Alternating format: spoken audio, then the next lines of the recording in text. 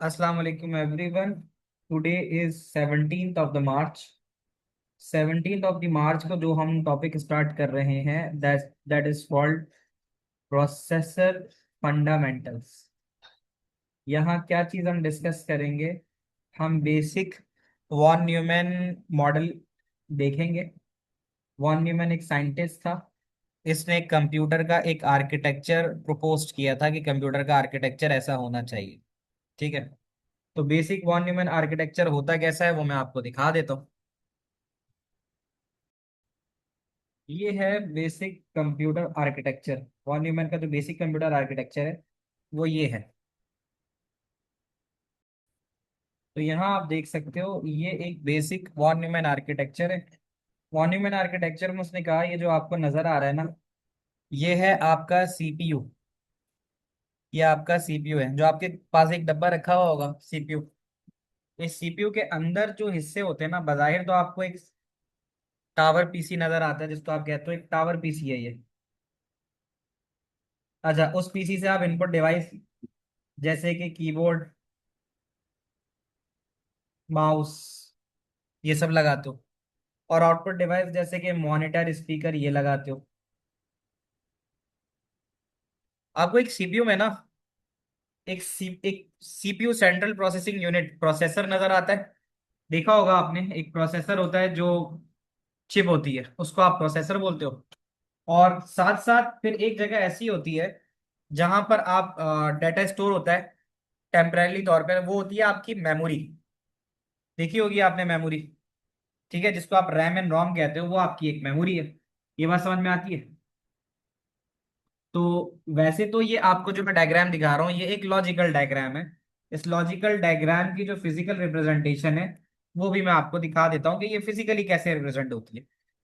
ये तो एक लॉजिकल रिप्रेजेंटेशन आपको नजर आ रही है कि देखो एक आपके पास सीपीयू होता है और ये मेमोरी यूनिट है, और इस मेमोरी यूनिट के अंदर आपको नजर आता है रैम, रोम। ऐसा है या नहीं है? तो इस लॉजिकल यूनिट को, जो आप लॉजिकल में आपको चीजें दिखा रहा हूँ कि लॉजिकली ये इस तरह से होता है, तो फिजिकली कैसे होता है वो फिजिकली भी आप देख लो। तो सीपीयू के अंदर अगर आप देखो तो एक कंट्रोल यूनिट होता है, like central processing unit has three components: control unit, arithmetic logic unit, memory unit. ये तीन कंपोनेंट्स होते हैं और उसके साथ साथ डाटा को टेम्परेरीली होल्ड करने के लिए कुछ रजिस्टर्स का इस्तेमाल होता है जो टेम्परेरीली डाटा को होल्ड करते हैं। फिजिकली अगर मैं बात करूं तो तुम्हारा सीपीयू कैसे दिखता है, रैम कैसे दिखती है, वो भी मैं आपको दिखा देता हूँ। यहाँ आपको सीपीयू और मेमोरी ये दो चीजें नजर आ रही हैं। अब मैं अगर आपको दिखाऊं तो आपका सीपीयू देखो, एक सीपीयू जो होता है ना वो कुछ इस तरह का होता है। जो आपकी चिप होती है जिसको माइक्रो प्रोसेसर कहते हो, ये जो एक हाथ में आपको नजर आ रही है तस्वीर, ये इंटेल की चिप नजर आ रही है बेटा, ये सीपीयू है। ये एक फिजिकली हार्डवेयर होता है। इसके अंदर logically control unit, memory unit, arithmetic logic unit. Memory तो नहीं होता इसके अंदर। मेमोरी यूनिट जो होता है वो ये होता है RAM and ROM. RAM and ROM ये होता है आपका memory unit, RAM and ROM. तो ये इस तरह से होता है। आपकी जो मेमोरी है, जब आप चिप पे देखोगे बोर्ड के ऊपर, तो वो आपको कुछ इस तरह से नजर आएगी। देखो ये आपको नजर आ रही है रैम, और ये दूसरी नजर आ रही है आपको रोम। तो रैम एंड रोम कैसी होती हैं? रैम आपको जिस तरह से नजर आती है कि एक चिप होती है, मेमोरी स्टिक होती है। वो बेसिकली यहाँ आपको ज्यादा अच्छी भी समझ में आ सकती है कि ये जो मैं आपको दिखा रहा हूँ ये है रोम। राइट साइड पे देखना बस, राइट साइड पे जो फिक्स्ड हुई हुई है ना वो रोम है। सही है। और ये जो नजर आ रही है आपको स्टिक की फॉर्म में, जो ऊपर नजर आ रही है, आप लोग मेमोरी खरीदते होगे, DDR1, DDR2, DDR3, है ना? ये जो आपको नजर आ रही है ये रैम है। तो मेमोरी यूनिट वो होता है, यानी जो तस्वीर आपको मैंने दिखाई वो तो लॉजिकल है ना। तो वो ये बताती है कि यार देखो इनसाइड द, अगर आप मदरबोर्ड देखो तो एक मदरबोर्ड के अंदर ये तमाम कंपोनेंट आपस में एक साथ कनेक्ट हुए हुए होते हैं इनसाइड मदरबोर्ड। ये कैसे कनेक्ट होते हैं वो भी देख लो। तो एक अगर आप ये देखो तो ये आपको बहुत सारी तस्वीरें नजर आ रही होंगी। इसमें कहीं ना कहीं आपका प्रोसेसर भी लगा होगा, और उस प्रोसेसर के साथ आपके पास चिप भी लगी होगी। Can you see that? ये आपको एक तस्वीर नजर आ रही है। इसमें जो वाइट एरियाज है ना, ये वाइट एरियाज सारी रैम की स्लॉट्स हैं। और जो पिंक के नीचे आपको स्क्वायर बॉक्स नजर आ रहा है, बल्कि नहीं, वाइट एरिया नहीं है। मैं आपको ये तस्वीर कॉपी कर लेता हूँ अगर कर सकूँ। सेव टू फोटोज, और मैं फिर इसको यहाँ आपको दिखाऊं। इन फोटोज, ये रही, ये तस्वीर आ गई। मैं आपको बताता हूँ। ये जो पोर्शन है ना, दिस पोर्शन, ये जो पोर्शन है बेटा, ये रैम की स्लॉट है, ये रैम है। ठीक है, ये रैम आ गई। ये समझ लो, ये वाला जो हिस्सा है, ये रोम है, ये फिक्स्ड होती है। और ये देख सकते हो, ये प्रोसेसर है। अब आ रही है बात समझ में, ये है प्रोसेसर। तो ये देखो, ये कंपोनेंट्स आपस में एक दूसरे के साथ कनेक्टेड है। ठीक है। और कनेक्टेड कैसे हैं, ये मैंने बनाया, इसके आगे प्रोसेसर भी लिख देता हूँ। PROCESSOR, processor. और फिर उसके अलावा अगर आप देखो, तो आपको एक चीज होती है, बसेस के नाम क्या दें। बसेस ऐसा होता है, जो ग्रीन कलर का आपका बोर्ड बना हुआ होता है ना, ये जो आपको ग्रीन कलर का बोर्ड नजर आ रहा है, इस बोर्ड में कुछ वायर्स आपको नजर आ रहे होंगे। ग्रीन कलर के वायर्स आपको नजर आ रहे हैं। ग्रीन कलर की सर्किटरी कह दो उसको। सेव टू फोटोज, और यहाँ वापस आके ये भी आपको दिखा देते हैं।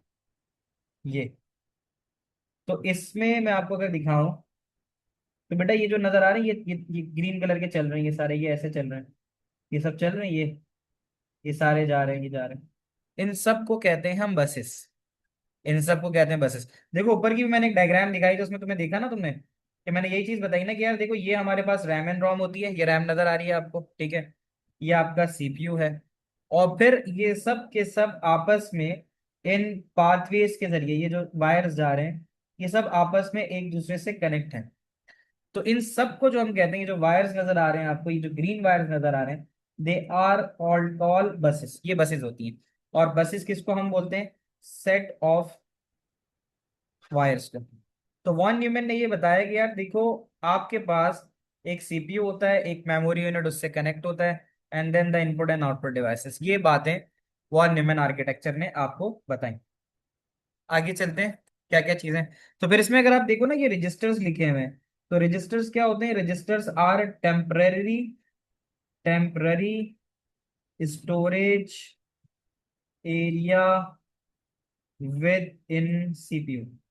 सीपीयू के अंदर जो स्टोरेज एरिया होता है, जहां पे डाटा स्टोर होता है, जो भी आ रहा होता है प्रोसेस करने, वो हमारे पास रजिस्टर्स में मौजूद होता है। आपके पास PC program counter, CIR control instruction register, ACC accumulator कहलाता है। और MER मेमोरी एड्रेस रजिस्टर, और MDR मेमोरी डेटा रजिस्टर्स, इन सब के बारे में भी बात करते हैं।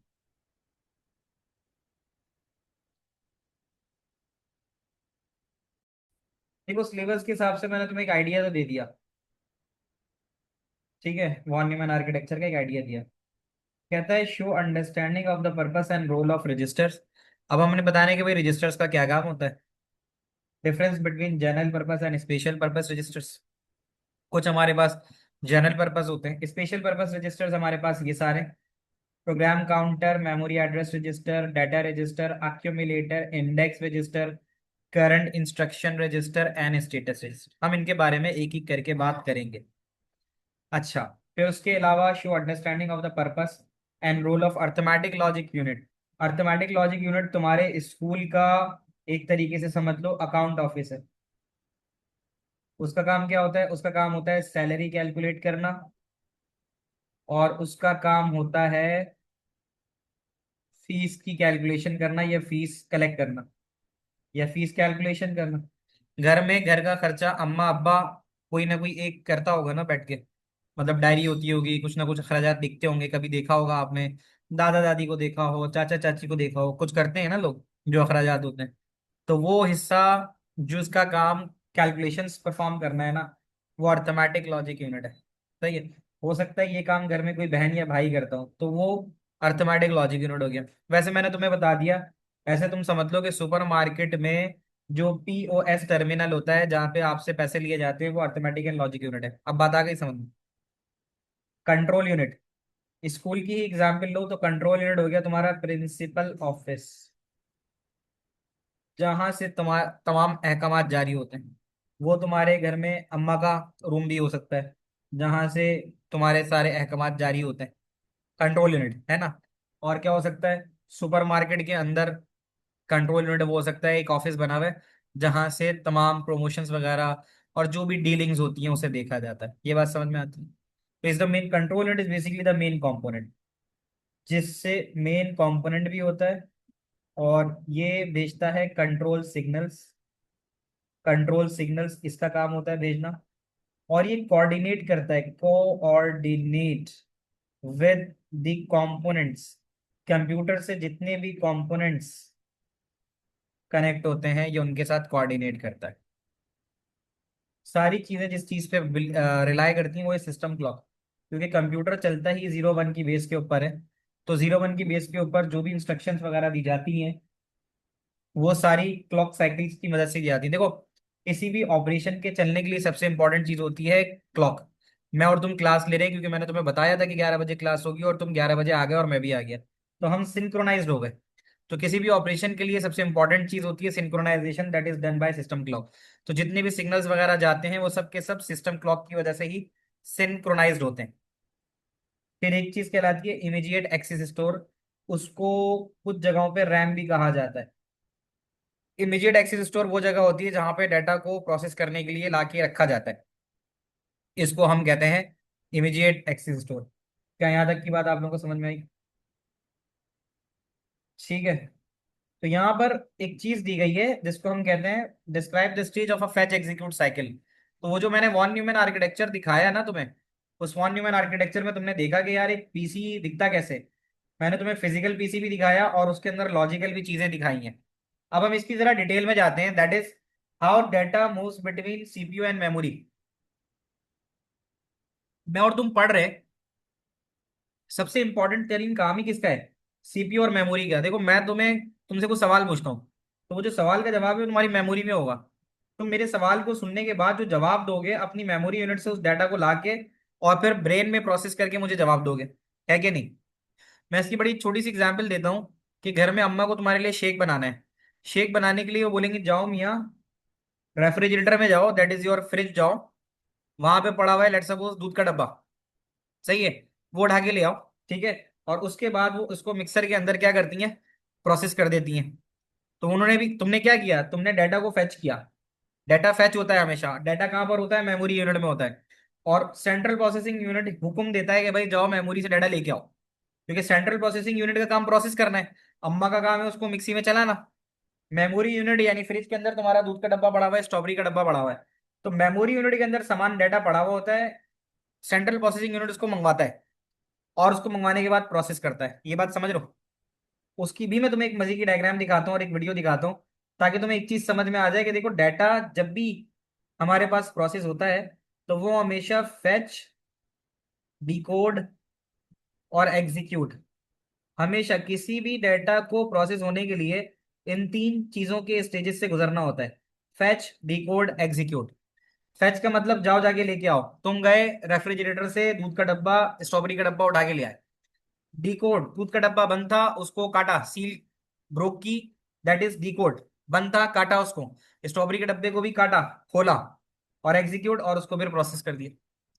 यहां पर ये किस तरह से एग्जाम्पल समझ में आएगी, ये आएगी इस तरह से कि तुम्हें अभी मैं एक वीडियो दिखाऊंगा। उस वीडियो में तुम देखोगे कि हमारे पास लेफ्ट साइड पे जो चीज नजर आ रही है उसको हम कहते हैं कि वो है हमारा सीपीयू। ये क्या है हमारे साथ, हमारे पास जो नजर आ रहा है उल्टे हाथ पे वो है CPU. And the one at the right side is called memory. ये बात समझ में आ रही है, RAM is memory. The data always stored in memory, है या नहीं है। कल तुमने क्या खाया था, आज शाम को तुमने इफ्तारी में क्या खाया, ये सब तुम्हारी मेमोरी में जमा है। तो मेमोरी से निकाल कर तुम बताओगे कि सर आज हमने ये खाया, सही है। तो memory contains two things, that is address, address मतलब डाटा कहाँ रखा हुआ है, and the second thing is the value, कि उस एड्रेस पे कौन सी वैल्यू है। अभी हम सब किसी ना किसी एड्रेस पे बैठे हुए हैं, ऐसा है, और हमारी कोई वैल्यू है, we are here at that address. तो होता ही है जनाब कि जब भी आपके पास कोई भी, देखो आपने एक तस्वीर ऊपर देखी, वो तस्वीर ये थी कि सीपीयू, और CPU is connected with memory unit. CPU से जो भी डाटा आ रहा है वो आना जाना मेमोरी यूनिट के जरिए कर रहा है। अब आप देखते हो von Neumann fetch execution cycle, जिसमें वो आपको ये बताता है कि देखो सीपीयू कंटेन्स सम एलिमेंट्स, क्या सीपीयू में तुम्हें PC, MAR, accumulator, MDR, IR, CIR नजर आ रहे हैं? ये सब के सब तुम्हारे कहलाते हैं रजिस्टर। ये सब के सब तुम्हारे क्या कहलाते हैं? रजिस्टर्स। ये बात मानते हो?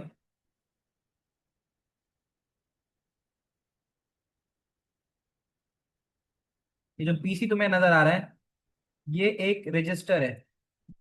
एमएआर भी रजिस्टर है, अक्यूमुलेटर भी रजिस्टर है, एमडीआर भी रजिस्टर है। सब अपना अपना काम करेंगे। सीआईआर भी रजिस्टर है और आईआर भी रजिस्टर। एक ये चीज आ गई। अच्छा, अभी हमने एक और चीज पढ़ी थी कि यार हमारे पास बसेस होती हैं। बसेस के बारे में मैंने तुम्हें बताया था। Set of wires use to transfer the data. Data को लाने ले जाने के लिए जो वायर इस्तेमाल होते हैं उनको बसेस कहते हैं। तो तुम एक चीज जरा गौर से देखना कि डाटा बस और कंट्रोल बस, ये दो बसेस हैं जो आना जाना कर सकती हैं, यानी डाटा जिसमें आना जाना कर सकता है। But only address bus is the one जिसमें डाटा सिर्फ लाया, एड्रेस सिर्फ लेके जाता है ये, यानी address bus only carries the data. Sorry, address bus only carries address. Address bus में सिर्फ और सिर्फ एड्रेस जाता है। तो एक बात तुम्हें समझ में आएगी कि तुम्हारे पास एड्रेस बस जो है वो है तुम्हारे पास यूनी डायरेक्शनल। Unidirectional. और ये जो है वो तुम्हारे पास बाय डायरेक्शनल है। ये भी बाय डायरेक्शनल है। ये बात समझ में आती है?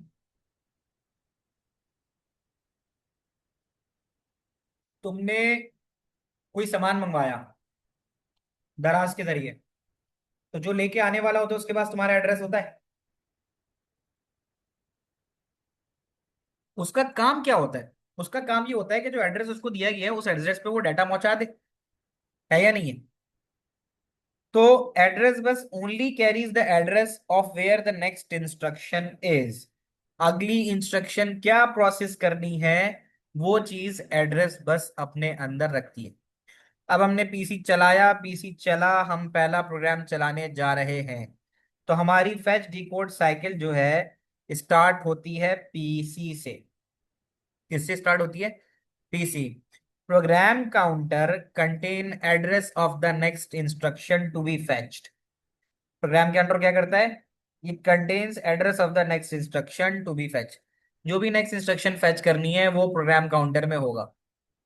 This address is copied into MAR. फिर वो एड्रेस एमएआर में डाला जाता है। This is called memory address register. मैंने कहा ना रजिस्टर काम है डाटा को होल्ड करना। तो पीसी से जो भी एड्रेस होता है वो मेमोरी एड्रेस रजिस्टर में लाके कॉपी किया जाता है। कॉपी हो गया।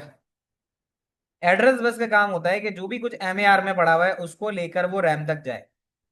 सही है। इसकी बिल्कुल मिसाल ऐसी है कि इफ्तारी के टाइम पे अम्मा का दिमाग चल रहा है। अम्मा कहती है यार अभी जो है शरबत बनाना रह गया है। ठीक है।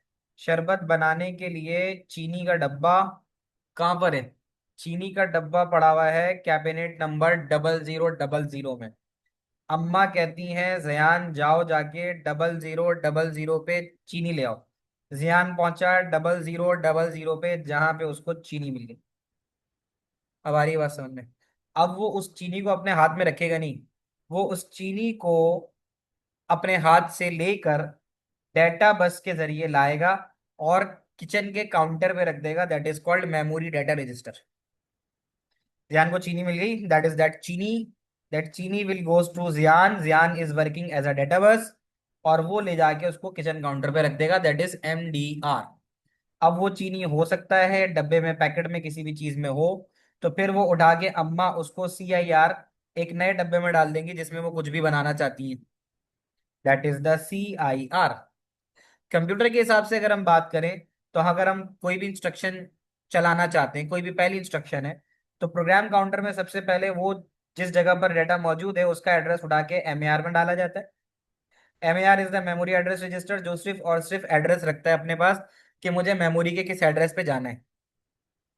एड्रेस बस के जरिए वो एड्रेस पहुंचता है मेमोरी पे और मेमोरी के ऊपर जो भी एड्रेस होता है उसकी वैल्यू उठा के चली जाती है डेटा बस के जरिए। अब तुम जरा गौर से देखना 0000 पे क्या पड़ा हुआ है।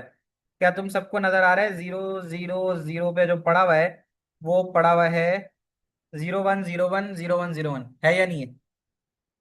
ये डाटा डेटा बस के जरिए 01010101 पहुंच जाएगा एमडीआर में। क्या तुम्हें पहुंचता हुआ नजर आ रहा है एमडीआर में? बताना मुझे। ये पहला स्टेज बेटा एमडीआर में लाना डेटा को, ये कहलाता है फैच। क्या कहलाता है? फैच। जब ये एमडीआर में आता है तो एमडीआर होता है मेमोरी डेटा रजिस्टर, ये डेटा को अपने पास रखता है, प्रोसेस नहीं करता। प्रोसेस कौन करता है? CIR, current instruction register. तुमने वो डब्बा लाके उस चीनी को रख दिया, लेकिन अभी अम्मा फॉर एग्जाम्पल किसी और चीज पे काम कर रही है, पकोड़े बना रही हैं। जब पकोड़े बना के फारिग हो जाएंगी तो अम्मा उसी डब्बे को उठाकर अब सीआईआर अपने सामने रखेंगी, उस जगह पर जहां वो काम कर रही है। तो that is the CIR, current instruction register. आ रही है बात समझ में? Is that clear? ठीक है। तो सीआईआर के अंदर दो चीजें होती हैं। CIR contains two types of data. One is called ऊप कोड, वन इज कॉल्ड ऊप कोड। अब ऊप कोड समझना क्या है? ऊप कोड।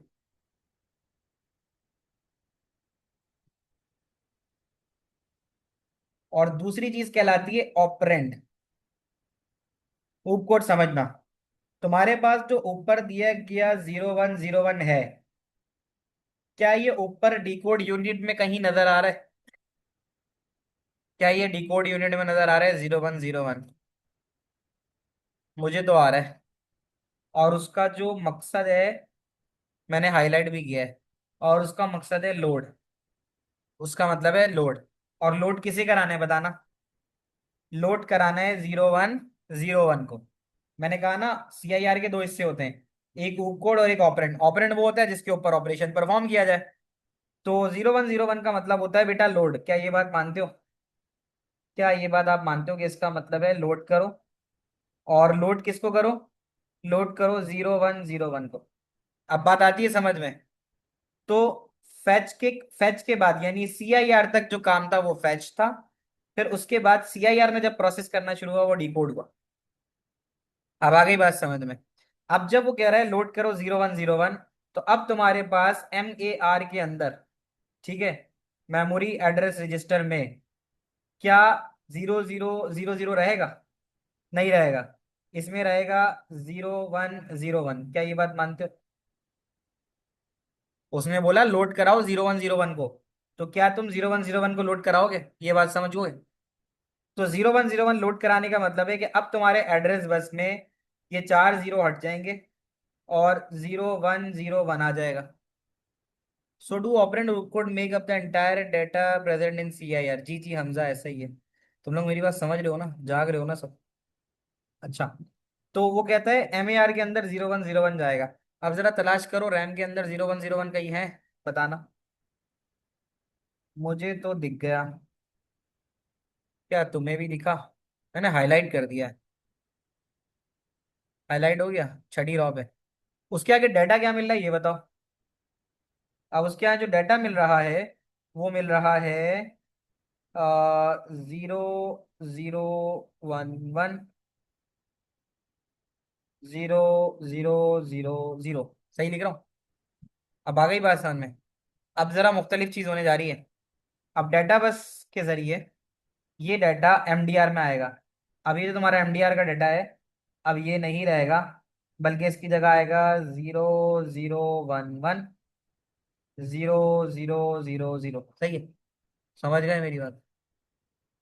पहले फैच था, डिकोड हुआ, ये सेकंड स्टेज था। I am marking here this is the second stage. सबसे पहली दफा जो हुआ था वो फैच था। मुझे एक बात बताओ, फैच और डिकोड समझ में आया? उसके बाद जब ये वापस इधर आया है ना एड्रेस पे, फिर जाके एग्जीक्यूशन शुरू हुई है। That was the third stage, execute. Execute. तो अब ये जो आया है ना 0011 और 0000, ये जाएगा तुम्हारे पास अक्यूमुलेटर में। क्योंकि अक्यूमुलेटर की जिम्मेदारी होती है कि जो भी डाटा एग्जीक्यूट डेटाबेस के जरिए आया है एग्जीक्यूट होने के लिए, अक्यूमुलेटर उसको प्रोसेस करे। ये तुम्हारी एक फैच डिकोड साइकिल मुकम्मल हो गई। क्या तुम लोग अच्छे से समझ में आई? इसकी एक वीडियो भी है, इसकी एक वीडियो भी है, वो मैं तुमसे शेयर करूंगा। तो इनशाला तुम बोलोगे सर आपने जो पढ़ाया था वो ज्यादा मजेदार था। हालांकि उसी वीडियो का मैं सहारा ले रहा हूँ, बट होपफुली मैं उर्दू में पढ़ा रहा हूँ ना, तो मैं वो अंग्रेजी अंग्रेजी में पढ़ा रहा था। तो तुम्हें ये चीज इंशाल्लाह समझ में आ जाएगी अगर तुम उसको देख लोगे, that will be cherry on the top. अगर तुम वो वीडियो अच्छे से देख लोगे तो तुम्हें पूरा फैच डिकोड एग्जीक्यूट साइकिल समझ में आ जाएगा। ये बात समझ में आ गई। अब हमें इसको लिखना क्या है, किस तरह से इसके स्टेप्स हैं, हम जरा उस तरफ चलते हैं। देखो यहां से कहानी शुरू हुई थी।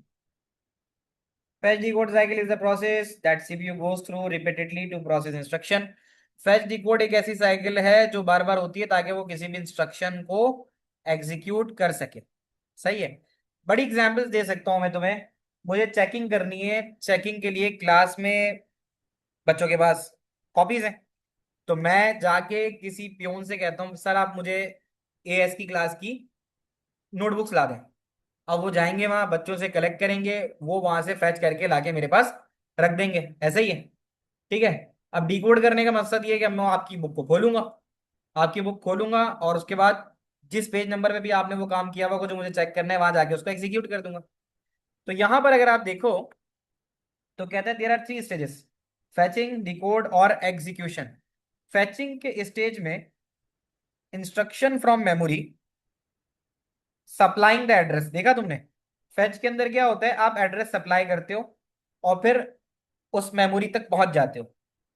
डिकोडिंग इंस्ट्रक्शन में ये होता है कि जो भी इंस्ट्रक्शन आपके पास आई होती है उसको आप रीड करते हो और उसमें से डाटा रिट्रीव करते हो। आपको याद है डिकोड यूनिट में आपने देखा था कि 0101 का जो मतलब था वो था लोड, और फैचिंग का मतलब ये था कि उसने आपसे कहा था कि 0000 पे चले जाओ। ऐसा ही था। ये आपके पास MAR में था और जो लोड होके आया था वो आपके पास MDR में था, और एग्जीक्यूशन के लिए जो आया था वो CIR में था। ये बात समझ में आती है। तो CIR का मतलब होता है कि जो भी रिक्वायर्ड एक्शन है उसको कैरी आउट करता है। तो फैच डिकोड साइकिल ये होती है नंबर एक।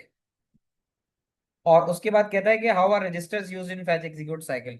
तो उसमें आपने देखा कि रजिस्टर्स कैसे कैसे इस्तेमाल होते हैं। ठीक है। तो कहते हैं during the fetch execution cycle PC is loaded with zero. आपको याद है पीसी की वैल्यू 0000 थी, ये देख लो। आप पीसी हैज अ वैल्यू 0000।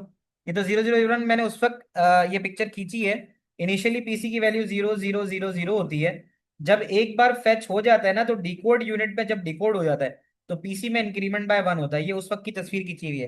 हालांकि इनिशियली आपके पीसी में हमेशा वैल्यू जो होती है वो 0000 होती है। ये बात समझ रहे हो। आ रही है बात समझ। ये हो गया। The value from PC is copied into MER. तुमने देखा मैंने पीसी से एमईआर में डाली थी वैल्यू 0000, तो पीसी से वो वैल्यू एमईआर में चली गई 0000। अब बात आ रही है समझ में। फिर जो एड्रेस होता है एमईआर में उसको एड्रेस बस के जरिए भेजा जाता है और इंस्ट्रक्शन जो है वो उसको रीड करती है। क्या ये बात समझ में आती है। अच्छा इसमें एक बात और ध्यान रखना कि ये जो तस्वीर मैं तुम्हें दिखा रहा हूँ इसमें एक चीज और इस्तेमाल होगी, कंट्रोल बस नीचे। तो कंट्रोल बस का काम ये होता है कि मेमोरी के दो ऑपरेशन होते हैं, that is either memory read करो या फिर राइट करो। तो इनिशियली जब डाटा रैम से लाया जाता है तो उस प्रोसेस को कहते हैं रीड। तो कंट्रोल यूनिट जो है जब हम डाटा उठा रहे थे तो यहां से सिग्नल जो भेजेगा वो भेजेगा रीड। तुम लोग को आ रहा है समझ में। यानी जब हम आकर रैम के एड्रेस से वैल्यू उठा रहे थे तो इसको कहते हैं रीड। ये रीडिंग प्रोसेस था। समझ रहे हो। तो वही कह रहा है कि कंट्रोल बस के जरिए रीडिंग होती है। The data from the memory location is sent to the data bus. फिर जो डाटा था उस मेमोरी लोकेशन से वो एमडीआर के जरिए भेजा जाता है। तो ये देख रहे हो PC is incremented by one. तो तुमने देखा था पीसी में 01 लिखा हुआ था, तो वो तस्वीर खींचते हुए मैंने जो वैल्यू थी पीसी की उस वक्त खींची थी जब 01 हो चुका था, एक बार डिकोड हो गई थी वो।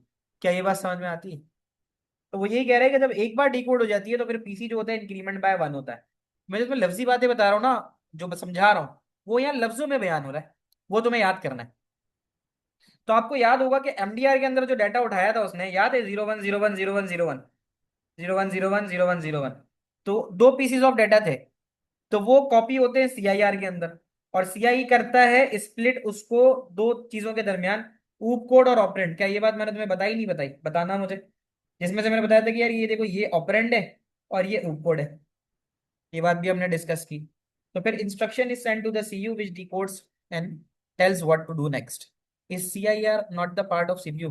नहीं नहीं, सी है ना कंट्रोल यूनिट का, ये रहा सी यू, ये रहा C I R is a part of it.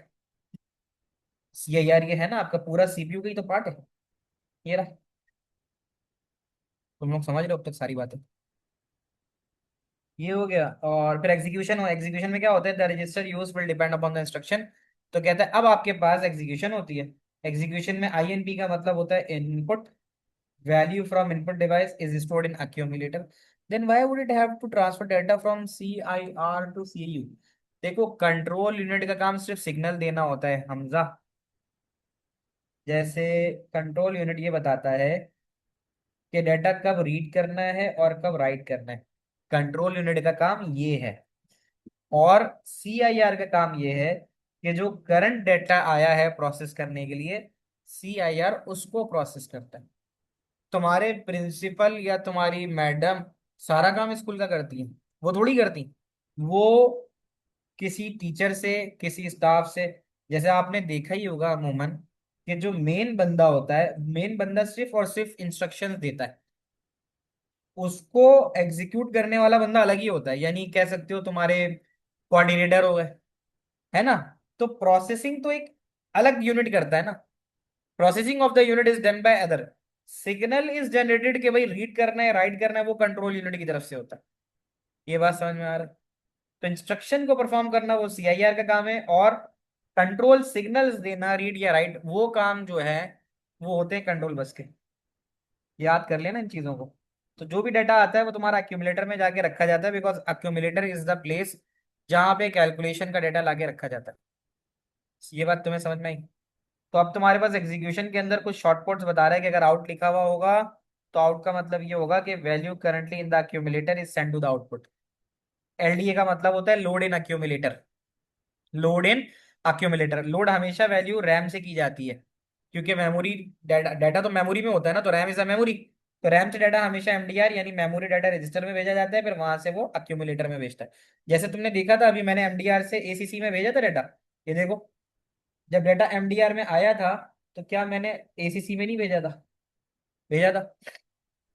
ये बात हो गई। S T A, S T A का क्या मतलब होता है, स्टोर इन रैम। तो इसका मतलब होता है कि takes the value from accumulator move it to the MDR. तो अक्यूमुलेटर में जब प्रोसेसिंग हो जाती है तो वापस डाटा एमडीआर में भेजा जाता है, और फिर वापस एमडीआर से भेज के उसको रैम के अंदर भेज दिया जाता है।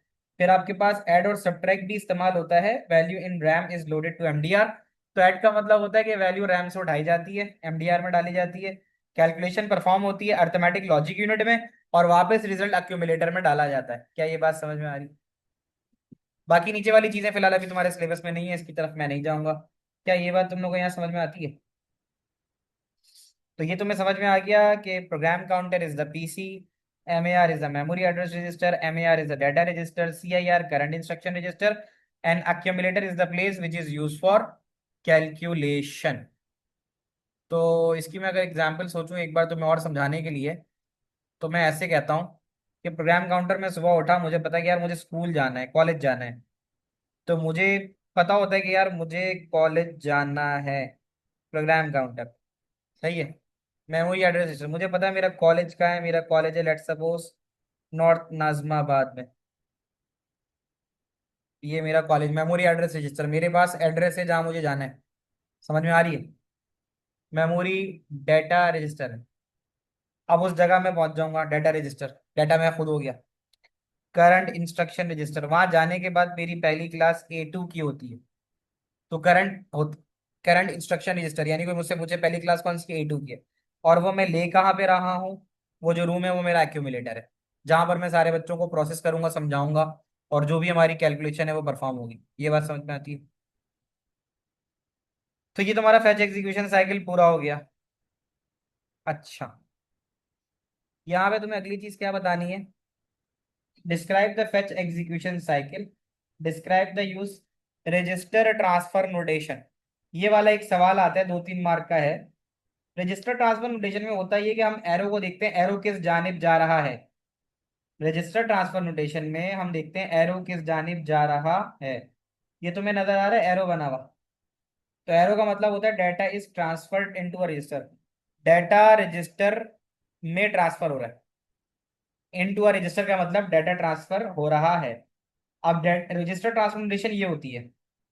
तो तुम्हारे पास लिखा हुआ आएगा, तुम्हें ये दे दिया जाएगा, तुम्हें ऐसे एक लिखा हुआ मिलेगा, PC arrow M A R. तो बस तुम्हें इंटरप्रेट करना आना चाहिए कि जो वैल्यू है पीसी में वो एम ए आर में जा रही है। अब बात आती है समझ में। Copy address from program counter to M A R. तुम्हें याद है जो हमारे पास पीसी में 0000 पड़ा हुआ था, उसको उठा के हमने एम ए आर में डाला था। तो इसको तुम्हें बस लिखना आना चाहिए कि इसका मतलब है कि पीसी की वैल्यू एम ए आर में जा रही है। क्या ये बात तुम लोग को समझ में आती है? ये बताना। क्या आ गई? अब जैसे एक चीज और लिखी हुई है, अब इसका फर्क समझ लेना। ठीक है, इसका फर्क समझ लेना। नीचे कहता है एम ए आर और रैम, तो इसका क्या मतलब हुआ? रैंडम एक्सेस मेमोरी रीड करना। कहता है रीड इंस्ट्रक्शन फ्रॉम मेमोरी। ये बात तुम्हें समझ में आ रही है क्योंकि लफ्ज क्या इस्तेमाल हो रहा है? रैम। सही है। तो कहता है read instruction from memory into MDR. तो जो भी आपने एड्रेस उठाया है उसको उठा के एमडीआर में डाल दो। क्या ये बात समझ में आती है? वैसे ये तुम्हें ज्यादा बेहतर समझ में आएगी एक और जगह से, वो मैं तुम्हें बताता हूँ। बुक में गिवन है, उसको जरा दिखाता हूँ कैसे। बेटा ये रजिस्टर ट्रांसफर नोटेशन है, इसको समझ लो। इतना सोना तो नहीं है, अब तो सोना तो तुम लोगों ने कम कर देना चाहिए यार। अब सोना 6 घंटे का कर दो, पढ़ाई पे ज्यादा ध्यान दो। पढ़ाई पे बहुत ज्यादा फोकस होना चाहिए तुम लोगों का। अब यहाँ देख लो, रजिस्टर ट्रांसफॉर्मेशन का मतलब ये होता है, ये जो स्क्वायर ब्रैकेट लगा हुआ है ना, इसमें है पीसी, प्रोग्राम काउंटर। तो इसका मतलब ये है कि प्रोग्राम काउंटर का डाटा उठा के एमएआर में डालो। ये बात समझ में आती है? देखा हुआ भी, content of PC copied into MER. PC का कंटेंट एमईआर में डाल लो। अच्छा, पीसी प्लस वन का मतलब होता है पीसी की वैल्यू इंक्रीमेंटेड बाय वन है, ऐसे ही है। पीसी बराबर है पीसी प्लस वन। हम पढ़ते नहीं थे काउंट बराबर है काउंट प्लस वन? इसका क्या मतलब होता था? काउंट में एक का इजाफा करना, काउंट में अगर वन पड़ा है, वन प्लस वन होकर टू हो जाएगा। दूसरी चीज। तीसरी चीज एमडीआर। अब सेम चीज है, जो ब्रैकेट के अंदर होगा और एरो की उस जानिब जाएगा तो हम बोलेंगे ना MDR is copied to CIR, यही है ना? तो अब आप ये बोलोगे ना कंटेंट ऑफ एमडीआर, जो कुछ एमडीआर में है वो सीआईआर में भेजो। क्या ये बात समझ में आती है? और एक छोटी सी चीज और गौर से समझनी है, इसमें इसमें इसमें ये तीनों सेम है, लेकिन इसमें एक फर्क नजर आ रहा है। आ रहा है तुम लोगों को? जरा देखना, वाजे फर्क नजर आ रहा है, वो क्या है? इसमें दो ब्रैकेट लगे हुए हैं, दो ब्रैकेट लगे हुए हैं। दो ब्रैकेट का लगना ये बताता है कि अब जो कुछ जा रहा है वो एड्रेस जा रहा है। देखो अब तक सिंगल ब्रैकेट लगा हुआ था ना, तो कंटेंट जा रहा था, जा रहा है देखो, कंटेंट, कंटेंट, कंटेंट समझते हो? सिंगल में कंटेंट जाएगा यानी डाटा जाएगा। But when you have to brackets, to bracket indicating address, to brackets indicating address, तो मैं लिख देता हूं डबल ब्रैकेट इंडिकेट्स एड्रेस। तो अब डाटा नहीं जाएगा, अब एड्रेस जाएगा। अब बात आती है समझ में? तो यहां देख सकते हो, data stored at the address, MAR के ऊपर, एमएआर पे data stored at the address, इस एड्रेस के ऊपर जो डाटा है वो एमडीआर में जाएगा। अब ये बात तुम्हें समझ में आती है? तो ये फर्क है। पहले हमने कहा था कंटेंट, डायरेक्ट कंटेंट उठा के लाओ। तो यहाँ पे जब डबल लगा हुआ होगा तो इसका मतलब होगा data stored at the address shown in MAR is copied into MAR, MDR. तो पहले यहाँ पे ये बता रहे हैं कि पहले एड्रेस पे जाओ, एड्रेस पे जो डाटा पड़ा होगा वो उठा के ले आओ। यहाँ पे तो कह रहे हैं डायरेक्ट जाओ और उठा के ले आओ। सो यहाँ पे डायरेक्ट कंटेंट की बात कर रहा है। आपको बात समझ में आ रही है? तो मैं ऐसे कह देता हूँ, जाओ शेल्फ के अंदर जाओ, सेकंड शेल्फ के अंदर जो किताबें उठा के ले आओ, that is PC, that is MDR वो। यहाँ पे मैं कहूंगा कि यार सेकंड शेल्फ के ऊपर जो एड्रेस मिले उस एड्रेस पे चले जाओ। तो सेकंड शेल्फ पे गए तो एड्रेस मिला 5, तो इसका मतलब है 5 के ऊपर डाटा पड़ा हुआ है वो उठाना है। तो कहते हैं double bracket are use in the third line because it is not M A R. इसका मतलब है एम ए आर नहीं है, बल्कि वो कह रहा है contents being copied into NDR but it is the data stored at the address. इसका मतलब है M A R itself is an address. M A R के ऊपर जो एड्रेस पड़ा हुआ है वहां से डाटा पे जाओ और वहां से डाटा को उठा के लो। अब बात आ गई समझ में? क्या कहते हो? Is that clear? मैंने तुम्हें आज लो है ना, आज तुम्हें मैंने इन रजिस्टर्स के बारे में बता दिया है। पीसीएमआर, एमडीआर, अक्यूमुलेटर, सीआईआर, यहां तक मैं तुम्हें बता चुका हूँ, ठीक है? और अब उसके बाद फिर अब हम आएंगे 4.1 4.2। मैं कल का बता दूंगा इंशाल्लाह, कल जो भी क्लास होगी अनाउंस कर दूंगा। तो फिर हम कल इसको करेंगे इस वीक में, इस चैप्टर को 4.1 4.2 4.3 तो बहुत छोटा सा है। तो इस वीक में इस चैप्टर को हम खत्म करेंगे, ठीक है ना। तो इस तरह से करेंगे, वो भी मैं इंशाल्लाह कर दूंगा, ठीक है। चलो जी, इजाजत फिर। और सही है, ईद से पहले, हाँ ईद से पहले ही करेंगे, ठीक है। तो नोट्स के लिए तो देखो, ये जो मैं दे रहा हूँ ना तुम्हें, ये इस पे शेयर्ड है, ये जो मैंने तुम्हें पढ़ाया है अभी। तो नोट से भी देख सकते हो, और नोट से भी देख सकते हो, और उसके बाद बाकी है कि फिर मैं शेयर कर दूंगा जो एनोटेटेड ये फाइल मैं तुम्हारे साथ शेयर भी कर दूंगा, ठीक है। चलो।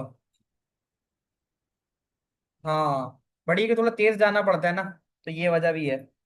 तो देख लेंगे उसको, ठीक है। चलो, टेक केयर, अल्लाह हाफिज, मिलते हैं इंशाल्लाह अगली क्लास में।